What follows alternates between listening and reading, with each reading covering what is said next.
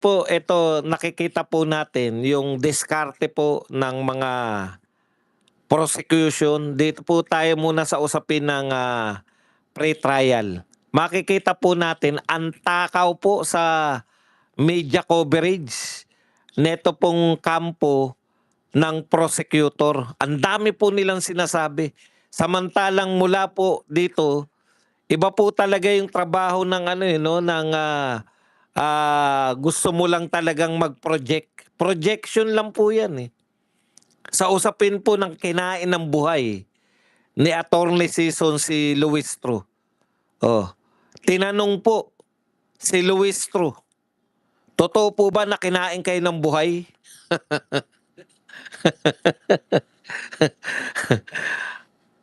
Di po ba? Tatawanan mo lang yan kung hindi totoo eh. Pero yung ang dami mong paliwanag. Fake news po yan. Nakaisyo fake news. Huwag daw maniniwala sa sabi-sabi. Ha? Oh. Tapos, hindi, wala po. Wala pong video dahil lihim eh. Closed door po yun, closed door. Ito po, mula po sa kanila, sa mga naririnig po natin. Yung politiko po o tsaka yung abogado channel, sila po ang nagsabi, hindi po mula yan sa kampo ng mga Duterte. Hindi po yan mula sa kampo ng mga Duterte supporters. Yung nagsabi na kinain ng buhay. Diyan po yung galing sa bilyonaryo. Tandaan po ninyo, hindi po natin kakampi ang bilyonaryo na yan. Minsan na pong binanatan ni BP Sara yan, eh, di ba? Sabi ni BP Sara sa Bilyonaryo Channel, kayo ba mga bilyonaryo? Bakit lahat ng mga picture ko sa inyo ang papangit? Namimili kayo ng mga pangit na picture ko. Yan po, hindi po natin kakampihan. Yung nagsabi na kinain ng buhay ni Attorney Season, itong si Luis Tru. Ngayon, nung tinatanong si Luis Tru, ang dami pong sinasabi. Hindi ako papayag na kakainin ako ng buhay. Oh. Hindi ako papayag na kakainin ng buhay ang pagtatanggol sa mamamayang Pilipino. Pucha, kung ano-ano na eh. No? Fake news po yan. Fake news? Balita ba yan? Opinion niya nung abogado. Bakit maraming naniniwala? Alam niyo po sa mga yung tindig pa lang eh. Nakita niyo po ba yung si Attorney Sheila Season? Tindigan pa lang po eh. Ito si Luis Tru.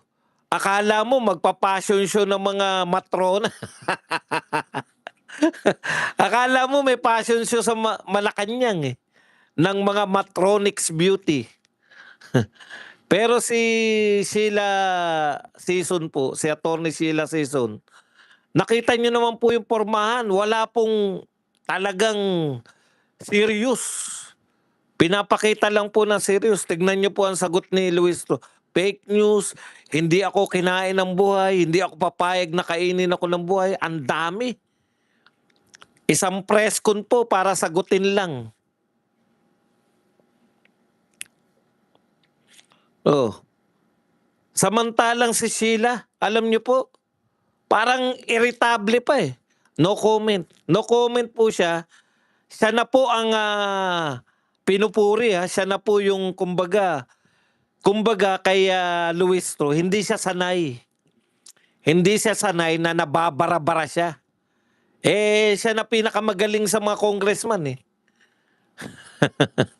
Yung the fact na nakakaporma si Kapunan, alam niyo po, sa totoo, yung naunang mga impeachment trial, yung chief prosecutor na congressman po, siya po ang nangunguna. Daig pa siya ni Kapunan, pormahan pa lang, mukhang si Kapunan pa yung chief eh.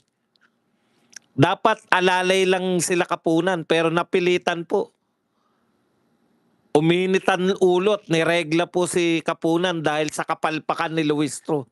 Siyempre hindi sila aamin, di po ba? Bakit naman aamin? Tignan nyo po yung taong sanay po na nananalo. Tignan nyo po yung tao na sanay po sa asunto at sanay na ipanalo yung kanyang asunto. yung itsura po ni Attorney Sison. Wala po sa kanya, no comment. Hindi yan kaya ako narito, hindi dahil para dyan sa mga lintik na kinain ko siya ng buhay. Sanay po akong kumain ng buhay. Yun po yung datingan nung Attorney Sison. Eh. Pati yung mga kasuotan niya, talagang formal na parang handa kaming makipagtagisan ng talino. Masyado silang concerned sa maliliit na bagay. Etong mga prosecutor, bakit hindi nagpapakita si BP Sara? Bakit hindi siya sumasagot? Ganun pa rin dialogue nyo. Totohanan ng laban to, hindi na po propagandahan to. Lagi pa rin, hindi ba siniseryoso ni BP Sara? Kung hindi siniseryoso ni BP Sara, yung impeachment trial laban sa kanya, dapat ang kinuha niya lang. Ang kinuha niya na lang ng mga abogado, sila Attorney Gadon. Kasi hindi. Sino ba yung mga attorney na ano? Nakita niyo po ba itsura ni Attorney Sison? Kung gaano ka big time yun? Salamat po sa naka-appreciate ng mic natin. Voltes 5 po. Yan. Golden Voltes 5 po yung ating mikropono.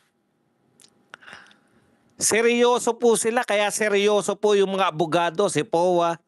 Ang layo naman ni POA dito kay Kulot. May bago na palang spokesperson yung prosecutor. Ilang araw ka na palang Kulot, tinanggal. Kulot, ilang araw ka palang. Tignan niyo po yung bagong spokesperson nila. Saan ka nakakita? Sang katutak po ang congressman.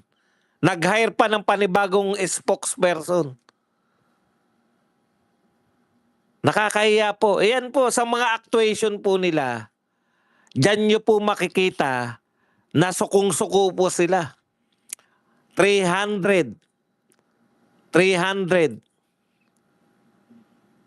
Men, ibig sabihin, mga kapatid, nahihiya po ako para sa House of Representatives. Spokesperson na lang nila ng impeachment.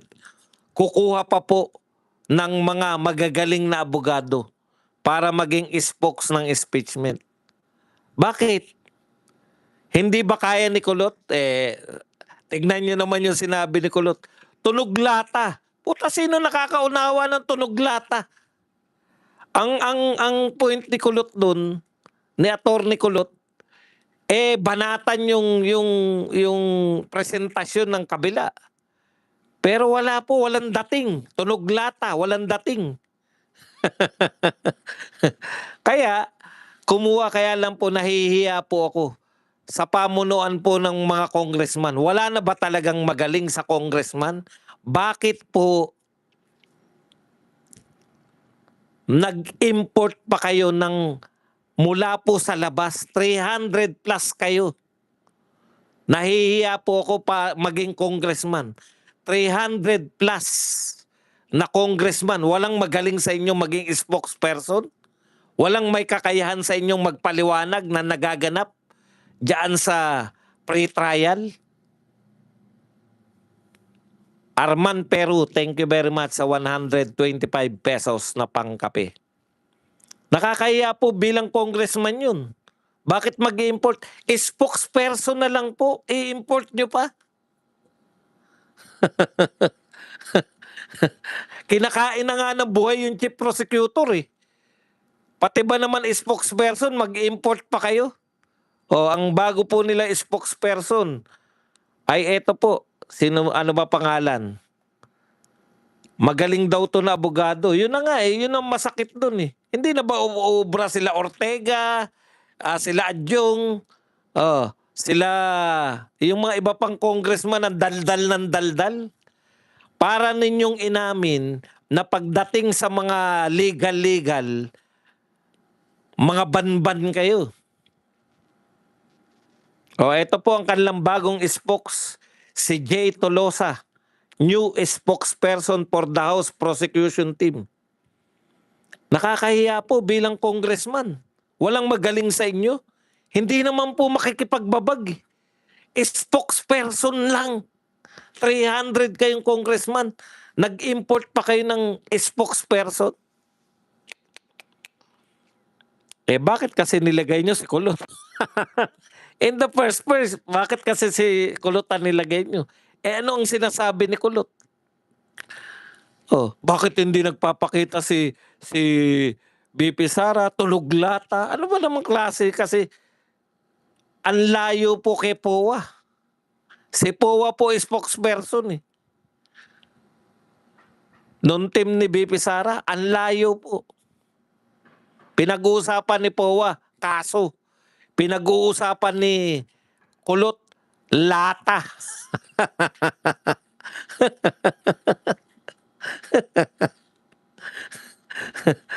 Pucha, yung ano lang yung pinupok. Simple, hindi marunong managalog. Paano magiging spokesperson yan? Itong Tolosa, hindi po siya congressman eh. Nakakahiya po.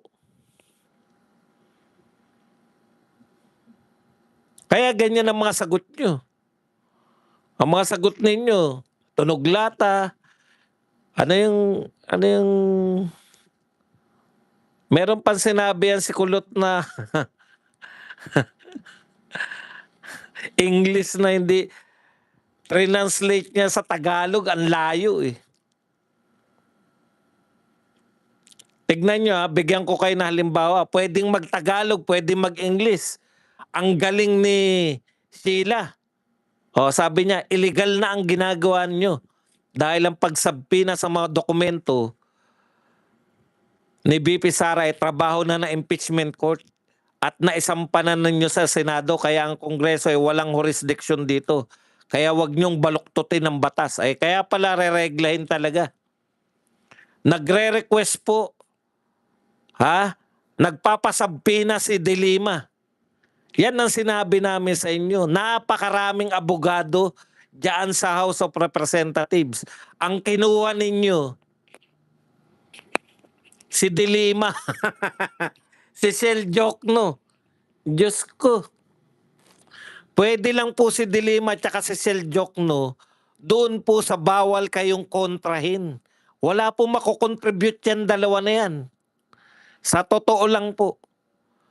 Dapat po, ang dami pong abogado sa House of Representatives. Bakit hindi silang kinuha nyo?